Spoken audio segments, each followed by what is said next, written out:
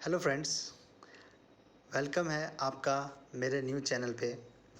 तो अगर अभी तक आप लोगों ने मेरे चैनल को सब्सक्राइब नहीं किया है तो प्लीज़ सब्सक्राइब कर लें और बेल आइकन को दबा लें ताकि आपको नोटिफिकेशन मिलते रहे।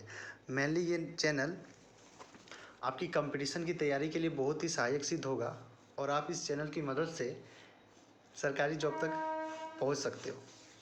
तो आज बिना टाइम गवाए मैं क्या लेके आया हूं आपको बता रहा हूं।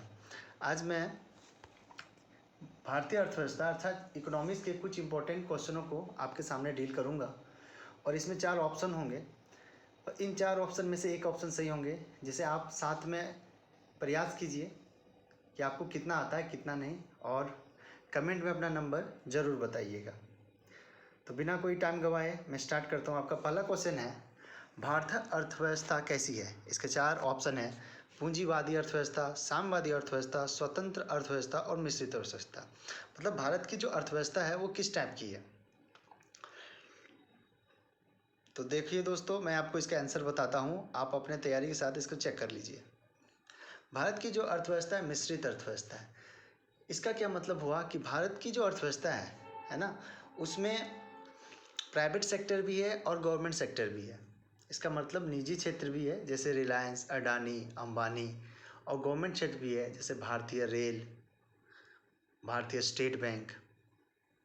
तो दोनों को मिलके हमारे देश का अर्थव्यवस्था डिपेंड करता है, इसीलिए इसको मिश्रित अर्थव्यवस्था बोलते हैं, है ना। ऐसी अर्थव्यवस्था जिसमें निजी क्षेत्र भी हो और सरकारी क्षेत्र भी हो, उसे मिश्रित अर्थव्यवस्था बोलते हैं। अब चलते हैं हम अपने दूसरे क्वेश्चन की ओर। मिश्रित अर्थव्यवस्था से क्या अभिप्राय है? तो इसे मैंने समझा दिया था कि ऐसी अर्थव्यवस्था जिसमें सरकारी और निजी दोनों क्षेत्र मिक्स होकर चले, है ना। हमारे भारत को भारतीय सरकार भी चलाती है और अडानी, अंबानी, रिलायंस और भी जितने भी कंपनी हैं वो भी भारतीय अर्थव्यवस्था में योगदान देते हैं। तो इस प्रकार मिश्रित अर्थव्यवस्था से क्या अभिप्राय है? इसमें 4 ऑप्शन है। अर्थव्यवस्था में कृषि और उद्योग दोनों का बढ़ावा देना, सरकारी एवं निजी क्षेत्र का सहअस्तित्व, अमीर एवं गरीब का सहअस्तित्व और छोटे और बड़े उद्योगों का सहअस्तित्व। इसका ऑप्शन होगा सरकारी एवं निजी क्षेत्र का सहअस्तित्व। मिश्रित अर्थव्यवस्था का अर्थ ही होता है कि सरकारी और निजी क्षेत्र का सहअस्तित्व। तीसरा क्वेश्चन आपकी स्क्रीन पे है, आर्थिक विकास के दृष्टिकोण से भारत की गिनती होती है। तो 4 ऑप्शन है आपके पास, पिछड़ी राष्ट्र के रूप में, विकसित राष्ट्र के रूप में, विकासशील राष्ट्र के रूप में, अर्ध विकसित राष्ट्र के रूप में। तो आपको पता ही होगा कि भारत पिछड़ा राष्ट्र तो नहीं है। दूसरा जो ऑप्शन है विकसित राष्ट्र, तो विकसित मतलब अमेरिका, रूस, चीन, है ना, इस टाइप का भी राष्ट्र अभी भारत बना नहीं है। विकासशील राष्ट्र के रूप में भारत है। तो इसका जो तीसरा ऑप्शन है यही इसका आंसर होगा फ्रेंड, कि भारत अभी विकासशील राष्ट्र के रूप में है और विकास की ओर अग्रसर है और धीरे धीरे भारत अपने विकास तक पहुंच जाएगा।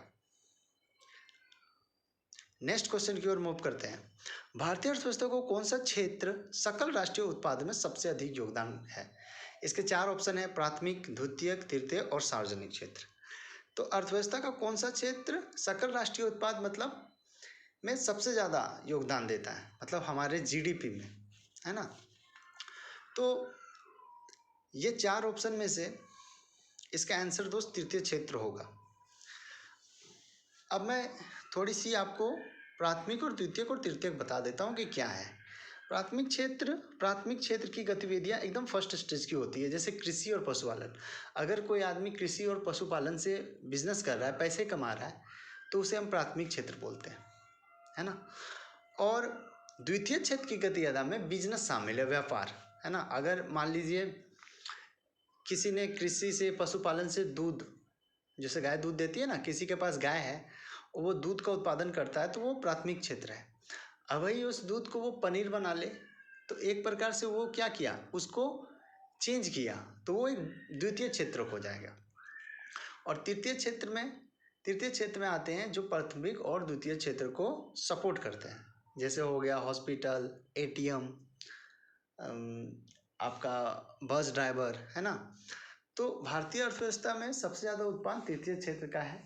और आप आसपास के अपने बाहर में देख सकते हो आपके तृतीय क्षेत्र ही ज़्यादा मिलेंगे जो हैं, रेलवे में होंगे, सरकारी नौकरी में होंगे, बस ड्राइवर होगा, ऑटो ड्राइवर होगा, रिक्शा वाला होगा, है ना।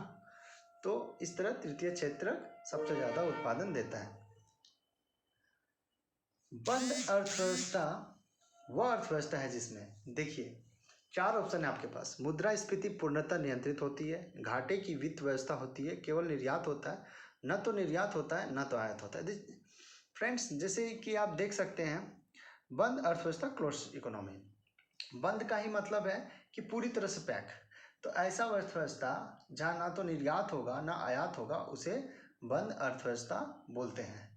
अब ऐसा अर्थव्यवस्था क्या है, मतलब ऐसा देश जिसके पास अपने लोगों के लिए सब कुछ है, वो किसी बाहरी कंट्री पे निर्भर नहीं रहता। जैसे बहुत सारे कंट्री है, पेट्रोल पे किसी और पे निर्भर रहते हैं, चावल पे किसी और पे निर्भर रहते हैं, उनके पास उचित संसाधनों की कमी है। लेकिन बंद अर्थव्यवस्था एक ऐसा देश है जिसमें वो देश अपने पूरे आवश्यकताओं को पूर्ति स्वयं कर सकता है, वो दूसरे पे निर्भर नहीं रहता। तो ना तो वो निर्यात करता है ना तो वो आयात करता है। निर्यात का मतलब हो गया किसी वस्तु को अपने देश से दूसरी जगह भेजना, और आयात का मतलब हो गया दूसरे देश से कोई वस्तु हमारे पास आए। जैसे अगर हम इंडिया से कुछ भेजते हैं, जैसे सऊदी अरब को मानते हैं कि एग्जाम्पल में हम चावल भेज रहे हैं, तो हमने उनसे निर्यात किया, और सऊदी अरब से अगर पेट्रोल आ रहा है तो सऊदी अरब ने हमें आयात किया। चलिए बढ़ते हैं अपने नेक्स्ट क्वेश्चन की ओर। ऐसी अर्थव्यवस्था को क्या कहते हैं जिसका शेष विश्व से कोई संबंध नहीं होता? आपके ऑप्शन 4 है, समाजवादी अर्थव्यवस्था, समृद्ध बंद अर्थव्यवस्था, मुक्त अर्थव्यवस्था और मिश्रित अर्थव्यवस्था। दोस्तों, मैंने इसका आंसर आपको पिछले ही क्वेश्चन में बता दिया है कि ऐसी अर्थव्यवस्था जिसका विश्व से कोई संबंध नहीं होता उसे बंद व्यवस्था बोलते हैं, समृद्ध अर्थव्यवस्था। उसमें ना तो निर्यात होगा ना आयात होगा। ये ऐसी ही बात हो गई, आप अपने आसपास देख सकते हो कि ऐसे आपके ही आसपास कोई व्यक्ति होंगे जिससे ना तो समाज से कोई मतलब है और ना वो समाज की हेल्प लेता है ना। वो अपना एक बंद रहता है, वो अपनी आवश्यकताओं को पूर्ति कर लेता है। तो इससे आप इसे कनेक्ट करके समझ सकते हो। यह सत्य होगा कि भारत को परिभाषित किया जाए। आपके 4 ऑप्शन है, एक खाद्य की कमी वाले अर्थव्यवस्था के रूप में, एक श्रम अधिक वाले अर्थव्यवस्था के रूप में, एक व्यापार अधिक वाले अर्थव्यवस्था के रूप में, एक पूंजी अधिक वाले अर्थव्यवस्था के रूप में। तो देखिए, चारों ऑप्शन को पढ़िए। खाद्य की कमी उतनी तो भारत में है नहीं, व्यापार अधिक की भी उतनी है नहीं, पूंजी भी उतनी खास नहीं है, लेकिन श्रम अधिक है। हमारे पास श्रम अधिक है क्योंकि हमारा जनसंख्या बहुत ज़्यादा है, इसीलिए इसका श्रम अधिक वाली अर्थव्यवस्था के रूप में। क्योंकि जनसंख्या ज़्यादा है तो हमारे पास श्रम अधिक है, लेकिन उस श्रम को यूटिलाइज करने वाले संसाधन, संरचनात्मक विकास अभी उस लेवल का टेक्निकल स्किल कुछ हुआ नहीं है, इसीलिए ये धीरे धीरे होगा। लेकिन तो भारत क्या है, श्रम अधिक वाली अर्थव्यवस्था के रूप में है। किसी देश का आर्थिक विकास निर्भर करता है। किसी देश का आर्थिक विकास किस पर निर्भर करेगा? प्राकृतिक संसाधन, पूंजी निर्माण, बांझा उपयुक्त सभी। तो देखिए, आर्थिक विकास तभी निर्भर होगा जब हमारे पास प्राकृतिक संसाधन हो, खनिज हो, नदी हो। अगर हमारे पास वो नहीं होंगे तो हम व्यापार नहीं कर सकते, उसको किसी में ट्रांसफॉर्म नहीं कर सकते। पूंजी निर्माण तो चाहिए ही, और वस्तुओं को बेचने के लिए बाजार भी चाहिए। तो इसी देश का आर्थिक विकास ये तीनों कारकों पर निर्भर करेगा। इसका आंसर उपयुक्त सभी होगा। वैश्वीकरण का क्या अर्थ है? वैश्वीकरण का अर्थ है एक देश का दूसरे देश में जाकर बिजनेस करना, है ना। विश्व का एकीकरण, इससे बना है वैश्वीकरण, है ना। विश्व के जितने देश हैं सब एक दूसरे पर डिपेंड है, इसे बोलते हैं वैश्वीकरण। तो इसके 4 ऑप्शन है, अर्थव्यवस्था का एकीकरण, वित्तीय बाजार का एकीकरण, घरेलू अर्थव्यवस्था का वैश्विक अर्थव्यवस्था के साथ एकीकरण, अर्थव्यवस्था के विभिन्न खंडों का एकीकरण। तो हमारी जो घरेलू अर्थव्यवस्था है, मतलब किसी एक देश का वैश्विक अर्थव्यवस्था से जुड़ जाना, इसको एकीकरण कहते हैं। आज ग्लोबलाइजेशन ही है जिसके कारण मोबाइल जैसी टेक्नोलॉजी, अच्छे अच्छे ब्लूटूथ, अच्छे अच्छे चार्जर, है ना, अच्छी अच्छी फॉरेन टेक्नोलॉजी आपके पास आई हुई है। तो इससे क्या होता है कि ग्लोबलाइजेशन में क्या ही देन है कि बड़ी बड़ी मल्टीनेशनल कंपनियां आज इंडिया में काम कर रही है ना।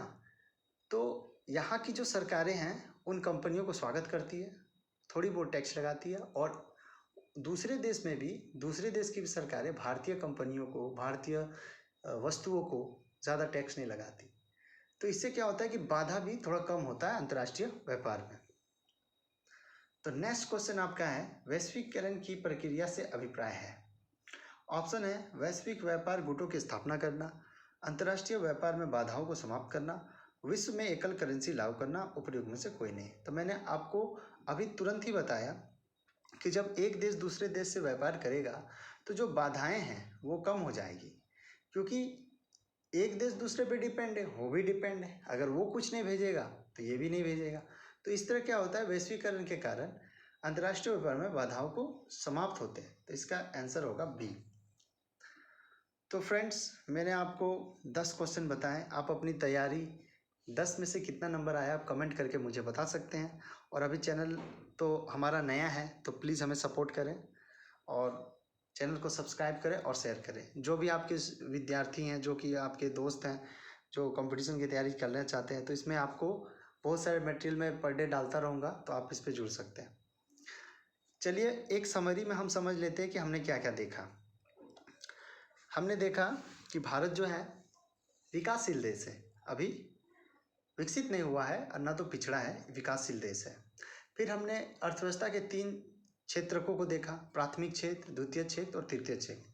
प्राथमिक क्षेत्र में कृषि आता है जो कि फर्स्ट स्टेज का है, और पशुपालन। द्वितीय क्षेत्र में बिजनेस आता है, और तृतीय क्षेत्र में वो आता है जो दोनों क्षेत्र को हेल्प करता है, जैसे संचार हो गया, जैसे बस ड्राइवर हो गया, कंडक्टर हो गया, एटीएम हो गया, मेडिकल हो गया। फिर हमने वैश्वीकरण के बारे में भी देखा, है ना, कि वैश्वीकरण क्या है, विश्व का एकीकरण, एक देश का दूसरे देश से बिजनेस। इससे अंतर्राष्ट्रीय व्यापार में बाधाएं कम होती है, सूचनाओं का आदान प्रदान होता है, टेक्नोलॉजी का आदान प्रदान होता है। फिर हमने ये भी देखा,